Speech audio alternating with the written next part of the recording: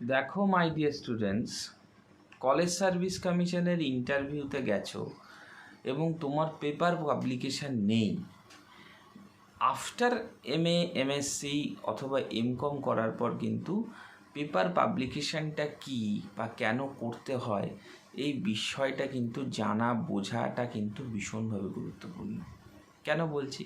কারণ paper publication যদি না থাকে বা পেপার পাবলিকেশনের জন্য তুমি যদি সঠিক ওয়েতে নির্ধারিত সময় তুমি যদি প্র্যাকটিস না করো, সেট করতে না পারো, তাহলে পেপার পাবলিকেশনের কিন্তু তুমি নিজেই প্রবলেমে পড়বে এবং নিজে এই বিষয়গুলো থেকে উতরাতে পারবে না। ওই জন্য পেপার পাবলিকেশনটাকে খুব মন দিয়ে থরোলিস্টিক কিন্তু পড়তে হবে তোমাকে। কিভাবে করবে আমার ভিডিওতে গিয়ে তুমি প্রচুর পেপার পাবলিকেশন রিলেটেড কথা আমি বলেছি, খুঁটিনাটি সমস্ত কিছু কিন্তু আমি আলোচনা করেছি, সেইগুলো দেখলে অনেক আইডিয়া পাবে। আচ্ছা, পেপার পাবলিকেশনের বিষয় আমি যে কথাটি বারংবার বলবো সেটা হচ্ছে, তোমার পেপার পাবলিকেশনটাকে যদি তুমি সঠিক ওয়েতে খুব ভালোভাবে মন দিয়ে যদি না করো, তাহলে কিন্তু after running of your PhD, অর্থাৎ তুমি তোমার পিএইচডি চলাকালীন বা বিভিন্ন ধরনের সুযোগ সুবিধা আসুক, কোথাও গেস্ট লেকচারারের ইন্টারভিউ, হয়তো তোমার পিএইচডি হয়নি, কারণ যতক্ষণ তোমার কাছে ওই ডিগ্রিটা না থাকবে ততক্ষণ তো তুমি সেই ডিগ্রির বেসিসে তোমার এডুকেশন কোয়ালিফিকেশানটাকে তো বাড়াতে পারবে না, রানিং রয়েছে। তখন কিন্তু তুমি যদি পেপার পাবলিকেশানগুলো শো করাতে পারো, তাহলে কিন্তু তুমি সেই চাকরিটা কোথাও না কোথাও হয়তো সিলেকশন পেয়ে গেল। তো এই বিষয়টা তাৎক্ষণিকভাবে গুরুত্বপূর্ণ এই কারণে যে তুমি যদি ধরো এখন তুমি পেপার যখন মাস্টার্সে থাকে স্টুডেন্টরা, তখন পেপার পাবলিকেশন সম্পর্কে আইডিয়াটা থাকে না, এবং এই আইডিয়া না থাকার ফলে কিন্তু সে বিভিন্ন রকমের কিন্তু সমস্যায় পড়ে। এবং এই সমস্যাটা যাতে না হয়, এই সমস্যা থেকে বিভিন্ন সময় বা বিভিন্নভাবে তুমি যদি বাঁচতে চাও, তাহলে কিন্তু বা ইন্টারভিউতে যখন পেপার পাবলিকেশনের উপর কথা জিজ্ঞাসা করবে, তুমি যদি বলো যে না আমার কোনো পেপার পাবলিকেশন নেই বা আমি পেপার পাবলিকেশন করতে পারিনি, তখন কিন্তু তুমি এই জায়গাটা থেকে বেরোতে পারবে না বা এই জায়গাটা থেকে বাঁচতে পারবে না। ওই জন্য পেপার পাবলিকেশন করা বা পেপার পাবলিকেশনটা সঠিকভাবে প্রডিউসড করাটা কিন্তু ভীষণভাবে দরকার এবং ভীষণভাবে কিন্তু গুরুত্বপূর্ণ। তা না হলে সামগ্রিকভাবে তুমি কিন্তু ভীষণভাবে সমস্যার সম্মুখীন হবে এবং এই সমস্যা থেকে তুমি অ্যাকচুয়ালি কিন্তু বেরোতে পারবে না।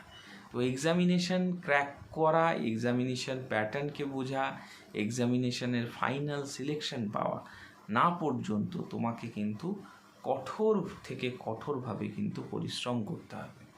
এবং এই কঠোর থেকে কঠোরভাবে যখন পরিশ্রম তোমাকে করতে হবে, তখন তুমি নিজে থেকেই বুঝতে পারবে আগে যে পজিশান ছিল বা যে পজিশানে আগে তুমি ছিলে তার থেকে তুমি কতটা ফার বেটার জায়গায় তুমি কিন্তু এসেছো। তো এই জায়গাটাকে ধরা, এই জায়গাটাকে বোঝা, এটা কিন্তু ভীষণভাবে দরকার। একদিনের কাজ না, প্রথম কথা হচ্ছে এটা একদিনের কাজ না, ধীরে ধীরে ধাপে ধাপে নিজেকে বোঝা এবং নিজেকে সেই জায়গাটাকে উপর কাজ করা, কার্যসিদ্ধি করাটা কিন্তু ভীষণভাবে দরকার। ওই জন্যে ধীরে ধীরে সেই জিনিসটাকে রেডি করো, ধীরে ধীরে সেই জায়গাটাকে বোঝো, আস্তে আস্তে আস্তে আস্তে তুমি দেখবে অ্যাকচুয়াল যে সাকসেস, সেই সাকসেসটা কিন্তু তুমি পাবে। তো সেই জন্য এই জায়গার প্রতি এখন থেকে যে জায়গায় যে পজিশানে রয়েছে সেই পজিশানটাকে কিন্তু ধার দাও। ওই জন্যে আচ্ছা, আরেকটা জিনিস বলুন, পেপার পাবলিকেশান অবশ্যই কিন্তু ইউজিসি কেয়ার লিস্ট থেকে করতে হবে। পেপার পাবলিকেশানের খুঁটিনাটি হলো, ইন্টারভিউতে তুমি যদি ইউজিসি অ্যাপ্রুভ বেসড জার্নাল থেকে না করো, তাহলে তুমি কিন্তু সমস্যায় পড়বে। আচ্ছা, আরেকটা জিনিস আমি বলবো, তোমরা অনেকে কমেন্ট করো যে পেপার পাবলিকেশান করে কিছুই হয় না, আপনি পেপার পাবলিকেশান সম্পর্কে যা বলছেন, পেপার পাবলিকেশান করা সত্যিই টাফ।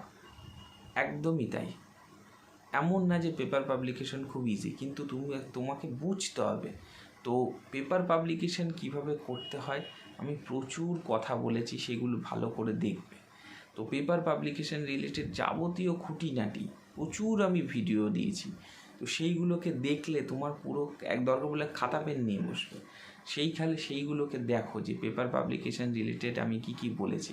আমার যখন যেগুলো আমার কাছে এসছে ইম্পর্টেন্ট বলে মনে হয়েছে, আমি সমস্ত কিছু কিন্তু আলোচনা করেছি।